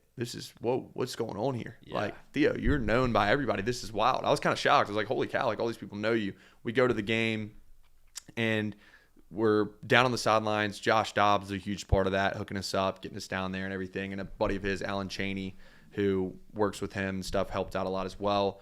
And so it's me, Caleb, and Theo. We went to the Barstool show. Theo made a little bit of appearance. I said hey to Caleb because I already knew him. And then some of my buddies work with Bussin' the Boys in the production side, saying hey to them. And then we get in a golf cart, and I'm just kind of like, I didn't know what was going to conspire from this game day. No clue. And we get in a golf cart, and I'm like, okay, this is pretty sick. Yeah. Like, we're going on a golf cart to the stadium. We're just driving through in this golf cart to the freaking stadium. Like prime treatment. We get out and we go just right through the tunnel and we're on the field for pregame. We're on the freaking field. I'm like, what is going on? Like, this is still crazy. It's awesome. I'm like, dang. Like, and I've been in some of those environments before, but it's still just an incredible experience. I've never been to a game as like a fan that like after really playing football and I'm here on the sidelines of this game and it's Tennessee, Florida. I had a buddy, Brandon Turnage, who was playing at Tennessee. So I was like, he's like, Mac, he's like getting his warm up. He gets a catch. He's playing DB. He's like, Mac, what are you doing here? He comes up and gives me a big hug. He's like, what the heck? Like, what are you doing down here on the sideline? Like, because I played at Alabama with him. He transferred. And he's like, what the hell? So long story short, we go back into the box. My buddy Jack Jones, who played at Tennessee, was a great lineman there. Ends up telling we met that day. So we're getting tight. Like this new guy, Jack Jones. I don't even know who he is, but he's friendly. So like we're just like talking. Our whole little group, and I leave Caleb and Theo and everyone else up at the box, and I go, Jack's like, let's go down to the field. So we're down on the field during the game, hanging out, me and Jack, just like down at the game. And I'm thinking this is wild because at Alabama, they hardly let anyone down on the sideline during the game. You have to be an NFL guy, whatever. So then Jack and I go back up. We're having a great time. I'm like, Jack, man, like you don't even know me, and you're just taking me down here like on the sideline. You're giving me this incredible experience. This is pretty awesome. And we're like, Theo and Caleb, like, you guys got to come down. Like, what are y'all doing up here? We can go down and stay on the sidelines. And they're like, really? And we're like, yeah. They're like, hell yeah. And Caleb Press is a huge Tennessee fan. So we go back down on the sideline and we're sitting there. We're all next to the team. And it gets crazy because we're standing so close to the team. And Theo talks about it on his podcast, but it was like they're on the team. Like here's the team. Here's Theo, Caleb, me, Jack Jones. like all right next to the team. Like we're shaking hands. Right. Guys start noticing Theo and Caleb during the mid game. This is the Tennessee-Florida game. It's a big freaking deal. And they're talking. Again, I'm thinking all Alabama here. So I'm like, this would not be allowed. Right. Hell no. Game. So a security guy comes over and we're like, oh God, what's he going to tell us? He's like, all right, you guys got to move in closer. He pushes us in closer to the players. And the players are taking pictures with Caleb and Theo mid-game, like getting like people in the stand. It was wild. I'm like, what? My mind is blown. I'm like, what is going on? This is not real. So we're all talking, and it looks like Tennessee's going to win the game. And Caleb's like, we should ice bath the coach to Theo. And Theo's like, he's like, I don't know, man. And Theo starts asking me about it. He's like, should we do this? And I'm like, if this is Alabama, I don't know if y'all are ever getting able to come back to the stadium ever again. No. That's what I was thinking. So I'm like, I don't know, man. Like, you know. But then like it came to me and I'm like, okay, wait, like what's the worst that's going to happen? You know, they win the game. Yeah, there's so many people doing their job. What's the worst that can happen? So I end up telling him, I'm like, yeah, do it. So Caleb's like, we're doing this thing? He's like, Mac, will you film it? And I'm like, sure, I'll film it. And I'm kind of like, am I going to get in trouble for filming it? I don't even know, but this is awesome. We're just doing this shit. And that's like I love experiences, like even being out here right now. I love experiences that are so random. Like, so like, Fresno, just California. Just do it, you know? Go, don't think, act. Yes. That's where my mind was. I was like, all right, we're doing this. I had the phone in my hand. I follow them. They go to one thing and they grab the wrong bucket. It's like they're grabbing the Gatorade thing or something, and someone's yelling at them. We're like, oh no, it's done. The operation is blown. And he's like, no, the right jug is over here. So these guys give them the right jug. So they pick up this jug. And they're running around, and I'm following them with the camera, and there's a hysterical video. You can see me. I'm in a black shirt. I'm just like, I'm locked in. I'm like running around, filming them, going back and forth, dodging like players and stuff, going around, following their every move. And they go back, and they dump it on the head coach. There it is. Video, boom. Doesn't stop there. We all run with the players to like the section. Caleb is holding up the jug in front of the student section like this, like going up and down with it. We're yelling. Theo's yelling. Like I'm yelling. I'm an Alabama guy. Like what am I doing here? I don't even know what I'm doing here, but I'm just yelling. I'm not even yelling, go Tennessee. I'm just, like what's going on? Like just pumped up, like going crazy. We're running. I feel like I've won the Super Bowl or something. The adrenaline is pumping. We go back in there. I get the video to Caleb and Theo. They post it up, and it just goes absolutely viral. It's history. That was it. And then after the game, we went out for a little bit, just hung around Tennessee, went to some bars, and then ended up driving back that night. But it was a lot. Like it was an incredible experience. It's a big day. Unbelievable day. That's a crazy day. Yeah. Wow. This an experience I'll never forget. I mean, it was awesome, and it was just fun. You know, again, like it was all about being around just genuine good people. Right. And doing things that, look, at the end of the day, a lot of things aren't going to get you in trouble. Yeah. You just got to do them and ask for forgiveness. That's an easy one. And thank God that no repercussions. Repercussions were taken. That could have been bad. It could have been bad. It could have been really bad. But it was great. It sounds great. Yeah. Wow. So you said you played pickleball with Theo Vaughn, and I know you got your own pickleball paddle. How did the pickleball paddle come about? Also, those for sale. Where can a customer buy one of those? Yes, if someone wants to buy the paddle, you just go to. This is how I tell people the easiest way to do it. You just go to www.google.com. Enter space or enter bar. That pulls up the Google. Then you just type in Mac Hereford signature pickleball paddle. Bang it. Then boom, it's right there. Yep. Beautiful looking thing. Mm-hmm. If you're a friend or family, or maybe you want to be my friend, I can probably give you some sort of discount in some kind of way. Wow. But yes, you can find it there. That all started my whole pickleball journey. Again, I love sports. My parents start getting into pickleball before the curve. It's addicting. Yes, very addicting. But they're in before the curve. Like I haven't even heard of it really that much yet. I don't even know what it is.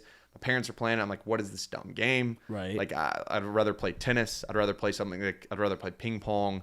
What is this? My parents get me out there one time, and I absolutely love it. I'm like, dang, this is kind of cool. I broke a sweat. You can even do it. You can do it hungover. Yeah. You know, it's not too much movement, but like it's something you can do that's like sort of chill, but not chill. Right. And depending on the skill level, but at this time I wasn't that good, but it's just fun. Like I was out there and like I played tennis growing up, competitive tennis, traveled all over. So I had a natural, like kind of, you know, it wasn't like I picked it up very quickly. Yeah. Fall in love with it. It starts to boom, starts to pop off. Again, I just want to make content around things I like to do and that I'm doing. So I start making some pickleball content. It starts popping off a little bit. And an opportunity comes from a company that wants to do a paddle. And they make custom paddles, but my thing was, if I'm going to do something, I don't want to, they reached out originally to maybe do like a code. So where I would like say, hey, here, buy this paddle, here's a code, etc., for some random paddle. I don't want to do that. Right. If I was going to do a deal, I want the value to be bigger than that. So how can I intertwine brand equity? Well, let's make my own paddle. That's kind of dope. Have my own pickleball paddle out there. I'm no pro. Yeah. I'm gonna get my ass waxed by tons of people out there. But I love pickleball. I'm an all-around, athlete. I like to play sports. I have a little bit of a following at the time. So why don't I make this paddle and use it as a brand thing? So I don't really care about the money. Look, you can make a lot of money from selling pickleball paddles that are your own paddle. You can make a lot of money doing all kinds of things. Yeah. But it wasn't about the money to me. It's about the brand identity and having something that I can go and say, hey, like, oh, you need a pickleball? Because I was playing with people all over Nashville trying to teach people. And I was like, people were always like, hey, where should I get a paddle? Where can I get a paddle? Yeah. I'm like, I noticed the market there. I'm a little bit of an entrepreneur businessman. I'm like, okay, not a lot of people have paddles. Let me just make my own. So make my own paddle with this company, make a deal, and start pumping out pickleball paddles. And I've gotten to play with some cool people. Theo was a fun one. He wasn't the best, but it was a fun experience. And then my buddy Cam, who I was telling you about earlier, took me out and we played with Waka Flocka at one time. And after we even played with Waka Flocka, he's on the phone with like his landlord trying to get his basketball court changed into a pickleball court because he loves it so much. Waka Flocka? Waka Flocka. Wow. So that was like pretty crazy. But yeah, I got more and more into pickleball and my parents love it. So just because they love it, there's a part of me that really loves it. Yeah. And it's fun to play with my family. And it's become a cool thing to introduce people to. And that's where my pickleball journey kind of started, and now it's that's where it's at. Can you eventually get those pickleball paddles of yours you think sold in one of your other journeys, Dick's Sporting Goods? I've never thought of it going that far because when you usually have like a paddle you're selling, you're usually a pro or somewhat close to a pro level. Not just some guy. So this is like, it would be like, hey, Dick's Sporting Goods, let's put this paddle that this random guy, it's a good looking paddle. Now, let me tell you, that's what the sell point is. We'll make sure we have a graphic. We'll have a graphic. It's a great looking paddle. That's the sell for it. It's not that I use it. It's really just that it has a cool logo. The company did a great job. But it's a great quality paddle. Right. It's a great looking paddle. So if it did get sold in one of those stores, and maybe that'll be something one day, but right now it's just kind of a fun thing to do and makes a little bit of money, but it's fun to give to some friends. I love it. I have one with the bald eagle on it right now. We'll get you one of the Mac Hereford pickleball paddles. I your game will improve. 60% of the time, it works every time. It works 100% of the time, every time, 100% of the time. So that Mac Hereford paddle's something different, let me tell you. So you are shooting these commercials with Dick's Sporting Goods. Yep. And I think you're a great athlete, but also could you start shooting pickleball commercials for Dick's Sporting Goods? I think is the next tier. The more I'm thinking about it as well. I mean, I could. The partnership, I could do it right now, but so it's a partnership with Dick's Sporting Goods. It's a social media partnership, 6-month partnership, and the idea is to bring awareness, obviously, to their clothes and help them sell more clothes. And I really actually wearing a DSG hoodie right now. Oh. Saw an NFL guy. I was looking at some NFL team. I think it was the Bills posted a photo the other day. And you know what I spotted? One of their guys on their team travel fit was wearing a DSG Dick's Sporting Goods hoodie. Wow. And I was like, okay, we're really out there. We doing this thing. But all that to say, I like their product. They offered me a really good deal. And it's kind of where it's nice because they valued, I don't think necessarily like my following, like it's decent sized following, but my content is unique in a way because there's a lot of guys, if you remember back to All American, the TV show, a lot of people complained because you have these athletes, these actors out here running routes. And it's like, that's not a football route. So bad. So what I was taking in that I haven't seen a lot is like, okay, there's a niche for this HD kind of training vibe of someone who knows how to at least run a route halfway decent. Yeah. I was running routes my whole entire goddamn life, every single day. So it looks like I'm an athlete out there. And, I got a post corner in me right now if you needed one. Post corner is a great route. But all that to say, so it's a fun partnership, and I hope maybe we'll get into some pickleball stuff with them later down the road. What about soccer? MLS. So I was an MLS season pass ambassador, which was a program from Apple. There's a group called Get Engaged Media, who was kind of a mediator. So some of these deals, there's like a mediator in between, an agency or a group. I don't have a manager for a specific reason of I like to build relationships with these groups or with the brands and like personally. Right. But with that, it was through a group called Get Engaged Media. It's a program, MLS and Apple. So Apple bought the streaming rights of all the MLS games or something like that. I don't know all the details. Sorry to MLS and Apple. Probably botching a little bit here. But all that to say, I grew up, I played travel soccer when I was younger. Nashville gets a team. They're a fresh new team. They're newer team than most of the other MLS teams, and they got a new stadium. Again, I love to get involved in just kind of everything. And it's like this new stadium comes out. Okay, how can I get involved with soccer here? I've done a little bit with the hockey. Like I've did something with the NHL at one point. And because the Predators are in Nashville. So how do I get involved with the soccer team? This is fun. Like, I just love getting involved in kind of everything. And so I get involved with the soccer team the first kind of years I'm there, doing some stuff again that it was me bringing them exposure in return for maybe just getting a ticket to the match. Yeah. So doing things that were like higher value for them, but for me were fun. It's an experience. Hell yeah. And getting to talk to their marketing teams, getting to go through ideas, all that to say. So I was already on the MLS map, and this agency, I know my buddy Cam actually owns the agency, is helping get Apple their MLS season pass ambassadors for their first season, Apple's first ever like content program. And so they reach out to me and they're like, hey, would you like to do this? Here are the requirements. And I'm like, why not? Sure. Hell yeah. Like, let's do it. It's the first, again, the big thing to me, it wasn't like it was a big money deal. It was more of the fact that it's Apple and MLS and you're getting to be a part of something fun and some new big experiences. names. Big names. So that's soccer now. That's where it is for me, as I was an MLS season pass ambassador last year. Absolutely loved it. Great experience. Got to do some crazy cool things. And one of those cool things happened to be something you mentioned earlier. Yes. Lionel Messi comes to Nashville. MLS gets me to the game, and shout out MLS. I don't know if I've worked with a group that was that unbelievable. Like, it was one of the most funs. The girl who runs or is like the head of that area, me and another guy named Danny. Do you know Danny? He does like a lot of sports content. Breadbasket. Yeah. So Danny and I are going to the game. We get there, and she's like, in some of these things, it's like, hey, you may get to see so-and-so. You're kind of treated like, in some of these things, like sometimes good, sometimes bad. Right. This experience, it was like, thank you guys for coming out. A lot of gratefulness, and it's messy in freaking Nashville. And we're out there on the field at the beginning of the game. They're like, we think we can get you on the field. No, they got us on the field. So then we're on the field, and we're kind of just sitting there. Giannis is kicking soccer balls. Giannis, the giant basketball player. Giannis Antetokounmpo. Yeah. I know how to say his last name now because I met him, and it's like, it's kind of cool once you like get to know, someone or meet someone. You take a little pride, and you're like, all right, I actually need to know the guy's last name because I used to call him Antetokounmpo, whatever. Yeah. But so he's out there kicking soccer goals with his brother. Giannis is an owner, minority owner in the Nashville MLS team. Oh, okay. So they're sitting out there. We're kind of dribbling. We don't know. She didn't really tell us, like the lady taking us around, didn't really tell us what our boundaries were or limitations. So we're kind of sitting there, and we're seeing Giannis, and my buddy Danny is like, dude, we should go out there. Like, that'd be sick if we were out there kicking with them. And I'm like, all right, like, let's kind of just do it. Like, who cares? Let's go out there and start just screw it, experiences. Like I said, I love experiences. Like, kind of like just do and don't ask. So kind of just meander on out there. And then I'm like, yo, what up, Giannis? Dap him up, dap his brother up. Both, like, right off the bat, very personable guys, like, off meeting them. I'm like, I didn't even know who this guy was. I knew he played basketball. But I don't, like, follow sports to that extent of, like, whatever. I didn't know the extent of how MVP. big of a deal he was or anything. But he's just this really nice guy. Right. And I'm like, all right, do you mind if I, kick a PK on you?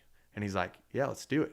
So then Giannis gets in the goal. Yeah. I'm at the penalty spot. I haven't kicked a soccer ball in years. There's a lot of people. Like, remember, this is the Lionel Messi game. His first time in Nashville. Lionel Messi's first season in MLS. It's already packed. The stadium is packed. So the video looks sick because it's like a lot of people. It looks like a lot of people. There are a lot of people out there. So I'm sitting there, and I'm like, I'm kicking a soccer ball against Giannis Antetokounmpo. I get back there, and I absolutely blow it. I go high on a guy who's 6'9", 6 feet 9, inches might be tall. 7 feet. I have no idea. 7 feet maybe. Yeah. Giant guy, and I decide to go upper shelf. What am I thinking? I absolutely blew it, but I was happy. You know what I'm saying? I was like, who cares? I just kicked this ball, and my idea was, this is going to be a bad kick probably. I haven't kicked a ball in years. Might as well make it look somewhat athletic, and I thought the more athletic kick would be like a high, top shed, but didn't end up well. Got roasted for going high on a tall guy, but it was, What do you do? Trying to make something happen out there. I get it. After that though, so I think it's over. I'm kind of walking off, and he grabs me. He's like, "Hey, no, You gotta go. Now you have to try to like stop me from shooting."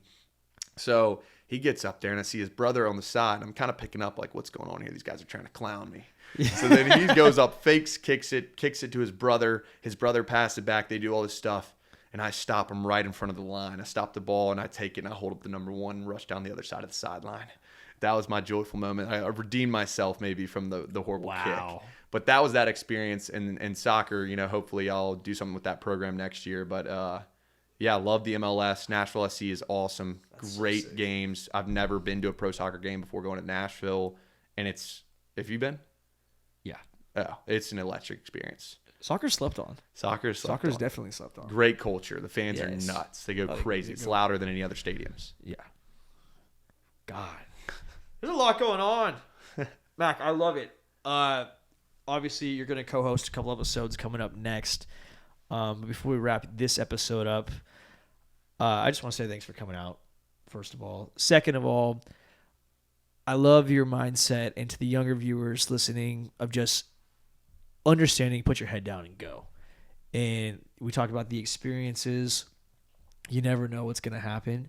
You never know who you're going to meet that might lead to the next experience or the next thing. And it's very refreshing and unique, I think, to have your approach where you're not looking for it. You're just kind of letting it come to you. And it seems like it's definitely working. So that's it for this first episode, I think, right now, because we got some guests waiting on us outside. It's going to be electric. Anything you want to add real quick? Appreciate you having me out here. And yeah, I would say the same things. I don't have it all figured out. I'm still trying to figure it out. And life is a crazy thing, a lot of ups and downs. But if you get closer to God, you focus, and you realize that helping other people and genuinely caring about people, it's going to take you really far. And I might, you might not ever see it. Yeah. You might not ever see it come to fruition. But shit, we're out here trying. We're out here trying. Boys, be sure to subscribe, unsubscribe, resubscribe. Stay fired up. Buy your merch. Sign up for the golf tourney. And we'll see you next week.